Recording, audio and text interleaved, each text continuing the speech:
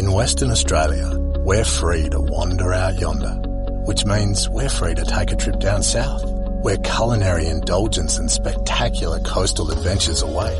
Drop in and drink a drop of locally crafted wine. Take a cultural guided tour along ancient tracks where the forest meets the sea.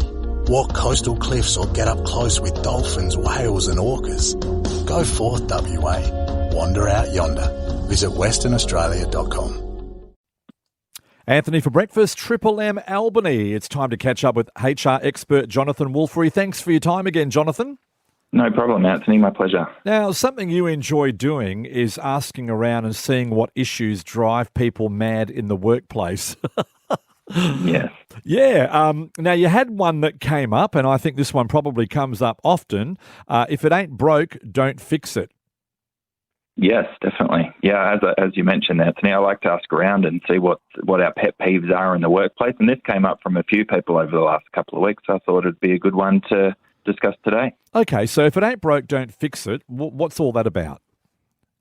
Well, often, it would be very rare for someone not to have a different manager or boss or leader to come into their workplace, and it wouldn't be unusual for them to want to change the way things work in the workplace, even if they've been the same way for 5, 10, 15 years. So I think some of those processes can be really quite challenging to us. They can frustrate us, drive us mad, make us not want to come into work, etc. So given it's something that's reasonably common in the workplace, thought we might be able to talk through some of the ways that we might go about and the perspective we might take into dealing with a new manager in the workplace and how we can make their life and our life easier. Okay, so what are some of the reasons why a manager or a boss would want to come into a workplace and change things? I mean, the worst thing you can do, as far as I'm concerned, is change things instantly. Unless there's something glaring that is harmful to the people at work, but just coming in, and I guess some of them want to put their mark on the place, don't they? Yep, absolutely. And I think it's more than reasonable. I work in the space where people want to change things for change's sake sometimes, and they want to do all these change processes, etc. I think actually sticking with things that work has served us pretty well as a species of human beings over the years. We don't just go and eat novel things that we see around the thing and fast forward a few thousand years and sticking with what works generally serves us well. Okay, so I think that's not a bad idea. Yeah, well, I remember the one saying that I've always kept in my mind is never remove a fence until you know why it was put up in the first place. Because there's a reason, like it didn't just pop out of the ground, and it wasn't just done when someone was sleeping. There was a purpose and a plan for that being in that place. It served a purpose. And I think some of these things that people want to change, bosses particularly, they actually function well, as you said, and they serve a purpose. But what are some things to keep in mind when this actually does happen in the workplace?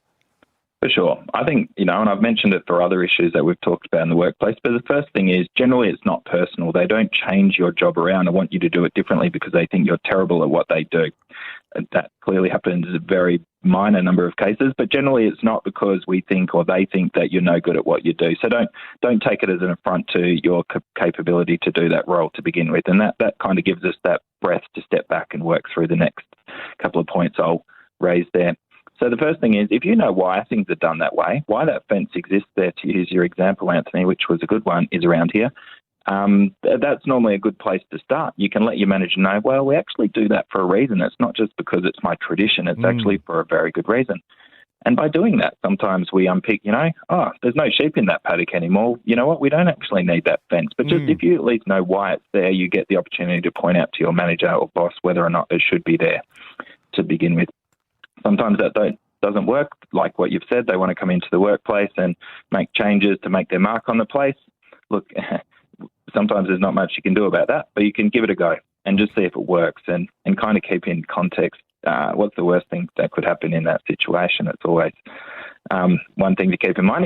If your health and safety is at risk, well, maybe you don't give it a go. But in most things, you can give it a go, see if it works. And if it doesn't, despite your best efforts, don't sabotage it. But if it doesn't work, your boss might come back around and go, you know what, let's go back to the old way that worked, or you might be pleasantly surprised that it does work. So, work through that, how to go at it. If it doesn't work, just let your manager know. Don't just keep plugging away because it's what they wanted. Give that feedback, have that open conversation going and point out why it doesn't work and highlight to them, I could do my job so much better. I could make many more widgets. I could serve more customers if we went back to this old way, or if we did this or did that. So really focus and let your manager on why things don't work.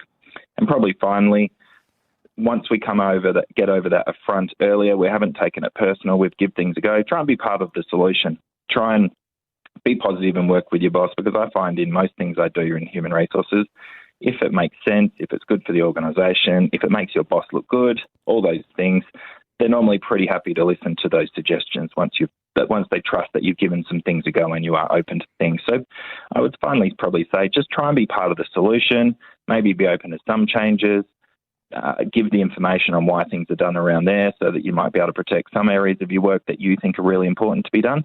But try and, see their point of view, see your point of view, and come up with a solution and take new ideas into account and be part of that overall solution. So I think, if we work through those processes or steps, it might take a month or two to iron out the kinks, but we probably can develop a good relationship with our boss and continue performing our job pretty well. So, Jonathan, if people want to ask you some questions personally or get some more information, Where's a good place for them to go? Yeah, for sure. I'm always open to anyone raising any issues they want me to discuss here. I do ask around my circles to see that, but if people wanted to raise and have me address anything specifically, they could probably find my contact details on my website, which is www.talenting.com.au, or I'm also on Twitter or LinkedIn, which you can probably find pretty easily.